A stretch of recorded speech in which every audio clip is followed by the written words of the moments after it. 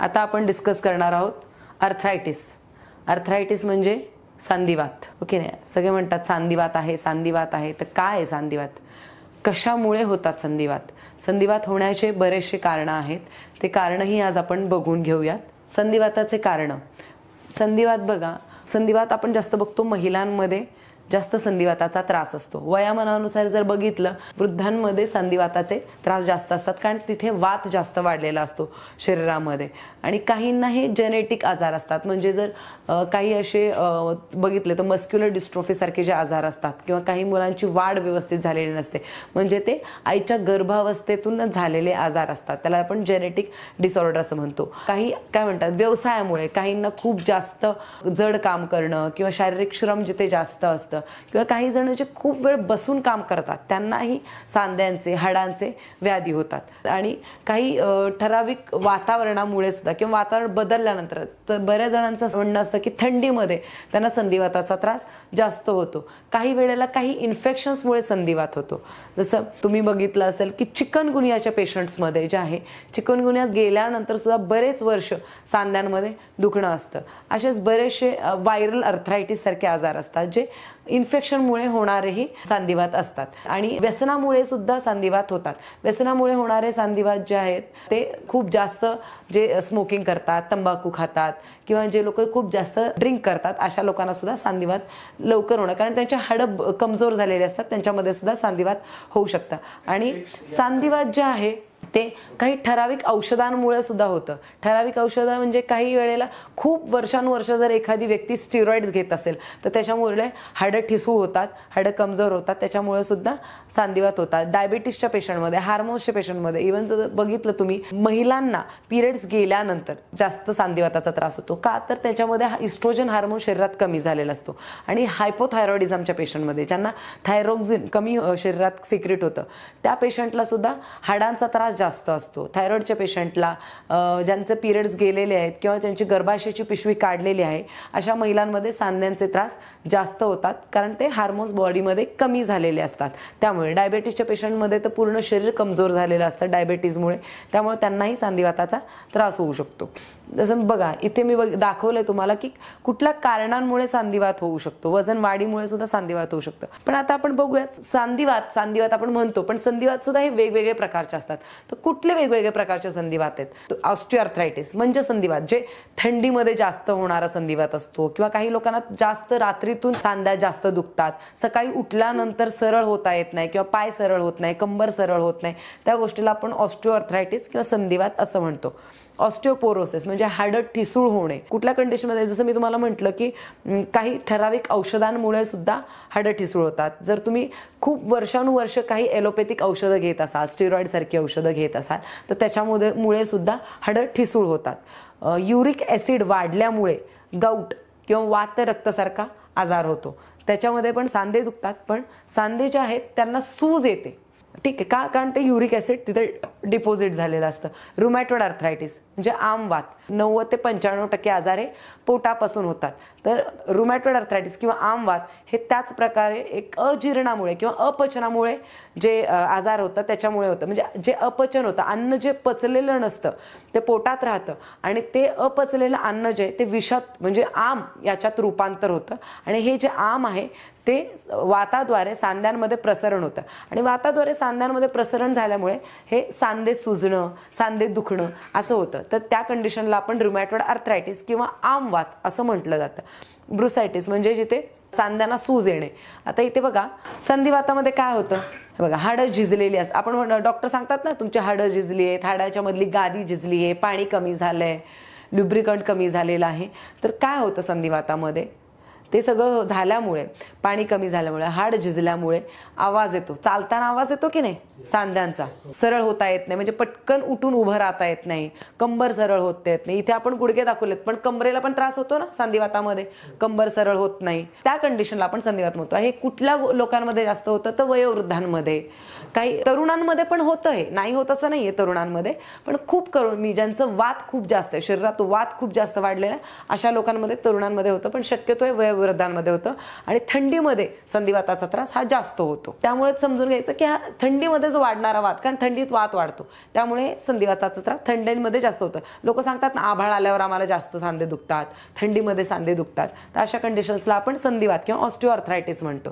ठीक आहे. गाऊट, मी जसं सांगितलं युरिक ऍसिड वाढल्यामुळे जो आजार होतो, तुम्ही जर बघितलं तर हे बघा इथे दिसते हे पिवळं पिवळं, हे युरिक ऍसिड आहे. ठीक आहे. हे युरिक ऍसिड काय झालंय तर सांध्यांच्या भोवती डिपॉझिट झालंय, कलेक्ट झालंय, तर त्यामुळे काय होतं मग त्या भागाला सूज येते. तर बघितलं सुजले, नॉर्मल्स कसे असायला पाहिजे, हे बोट असं असलं पाहिजे, पण इथे कसं आहे हे सुजले.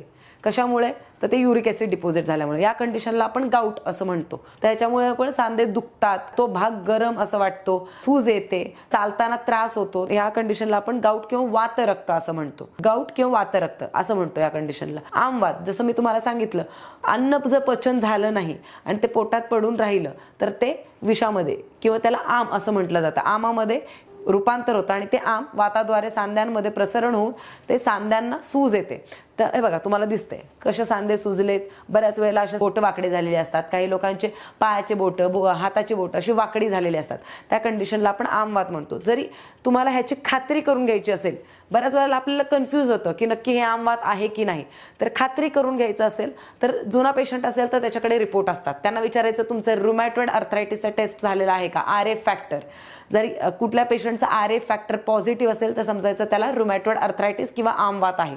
आणि जर त्या व्यक्तीने ती टेस्ट केली नसेल किंवा त्याचे रिपोर्ट्स हरवले असतील आणि तुम्हाला त्यांना ट्रीटमेंट द्यायचे, तर कधीही खात्री करून घ्या की कुठल्या प्रकारचा तो वात आहे. खात्री करून घेण्यासाठी त्यांच्याकडनं परत RF फॅक्टर लिहून घ्या वाटलं तर सगळ्यांनी, RF फॅक्टर नावाचा टेस्ट केलं पाहिजे.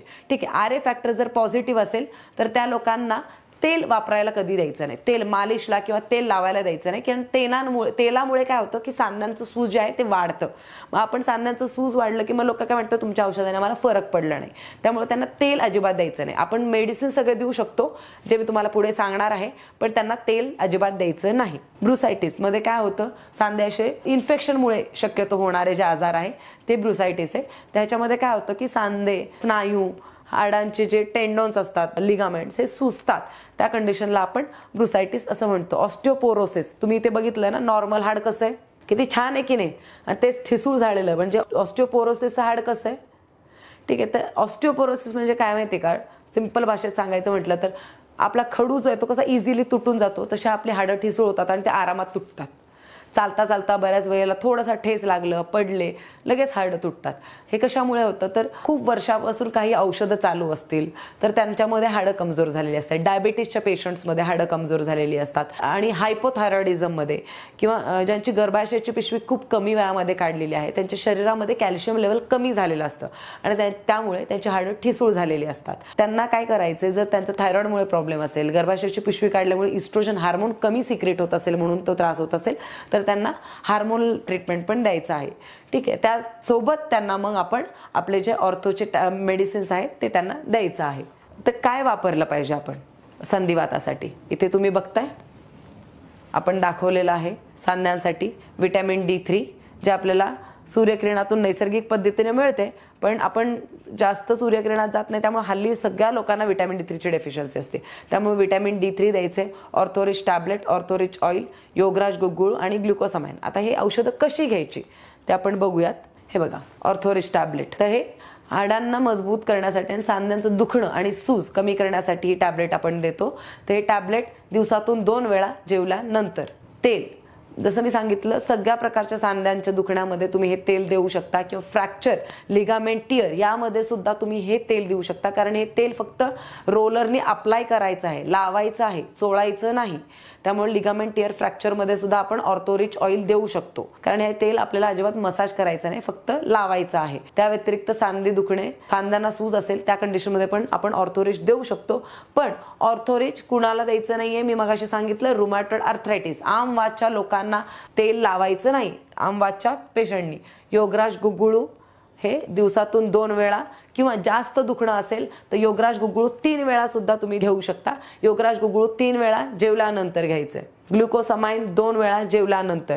ग्लुकोसामाइन जी आहे ही गोळी मी सांगितलं, बरेच डॉक्टर सांगतात ना तुम्हाला डॉक्टरकडे गेल्यावर की ल्युब्रिकेशन कमी झालंय तुमचं, सांधे वाचतायत, चालताना कटकट वाजतात, सरळ होता येत नाही, कारण तिथलं जे फ्लुइड आहे ग्लुकोसामाइन आहे ते सांध्यातलं कमी झालेलं असतं, म्हणून आपण ग्लुकोसामाइन रिप्लेस करतो. तर ग्लुकोसामाइन हे कॅप्सूल 2 वेळा जेवल्यानंतर द्यायचं.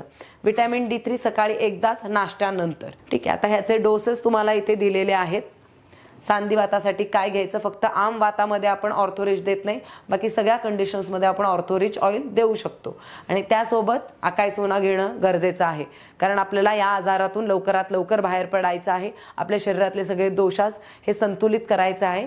तर अकाई सोना 5 ते 25 ml 1 कप पाण्यातून सकाळी अनोशापोटी घेणं गरजेचं आहे. म्हणजे आपण आपले सगळे जे आजार आहेत ते लवकरात लवकर बरे होतील आणि आपल्याला फ्रेश वाटेल आणि आपल्याला जेवण जाईल आहे. कारण कसं होतं, कुठलाही आजार असेल, दुखणं असेल की जेवण जात नाही, भूक वाढते, चालावंसं वाटत नाही, आमचे सांधे दुखतात म्हणून उठावंसं वाटत नाही, तर तुमचा उत्साह वाढेल. अँटीऑक्सिडंट असल्यामुळे शरीरातले सगळे टॉक्झिन्स बाहेर काढून तुम्हाला सांध्यांचं दुखणं जे आहे ते लवकरात लवकर कमी